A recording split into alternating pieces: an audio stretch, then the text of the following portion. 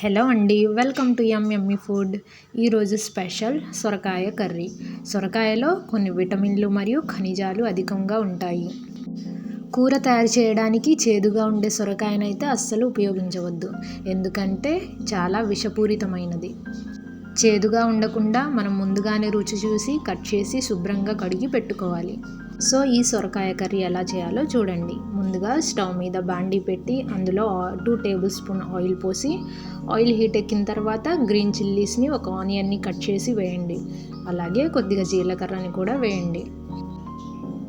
అలాగే ఇందులో 1 table spoon అల్లం వెల్లుల్లి పేస్ట్ను కూడా వేసి పచ్చివాసన పోయేంత వరకు వేయించండి. ఇప్పుడు మంచి ఫ్లేవర్ కోసం కొత్తిమీరని కూడా కట్ చేసి వేయండి. ఆ తర్వాత శుభ్రంగా కడిగి కట్ చేసి పెట్టుకున్న సొరకాయ ముక్కలను కూడా వేయండి. వేసిన తర్వాత ఇందులో 1 టేబుల్ స్పూన్ పసుపును వేసి మిక్స్ చేసి ఇందులోకి సరిపడా సాల్ట్ని అయితే వేయండి. ఇలా ఒకసారి మిక్స్ చేసిన తర్వాత ఒక 5 మినిట్స్ వరకు మూత పెట్టి ఉంచండి. 5 మినిట్స్ తర్వాత ఇందులో ఉన్న నీరంతా బయటకు వస్తుంది.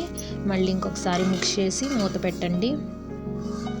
ఈ సొరకాయ అయితే బాగా మగ్గించాలండి. ఇదంతా బాగా మగ్గిన తర్వాత ఇందులో 1 టేబుల్ స్పూన్ కారంని అయితే యాడ్ చేయండి.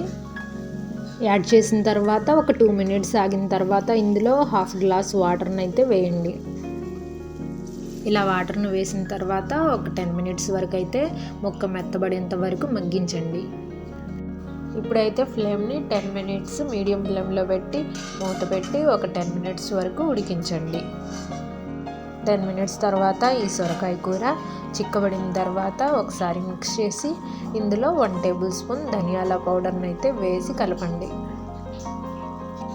ఇప్పుడైతే ఇందులోకి కాచి చల్లార్చిన పాలను 1 కప్ను అయితే వేయండి. ఇందులో పాలను వేయడం వల్ల ఈ సొరకాయ కూర మరింత రుచిగా ఉంటుందండి. ఇప్పుడు ఇలా ఒకసారి మిక్స్ చేసిన తర్వాత ఇందులోకి కొత్తిమీరని అయితే కట్ చేసి వేయండి. కూర ఇంకొంచెం మరింత రుచిగా ఉంటుంది. ఇలా ఇంకా ఆయిల్ అంతా పైకి వచ్చిన తర్వాత స్టవ్ ఆఫ్ చేయండి. ఎంతో నోరూరించే ఈ సొరకాయ కూర రెడీ అయిపోయింది. సొరకాయ కూర పేరు వినగానే చాలామందికి నోరూరకపోవచ్చు, కానీ పెద్దలకైతే ఎంతో ప్రీతి.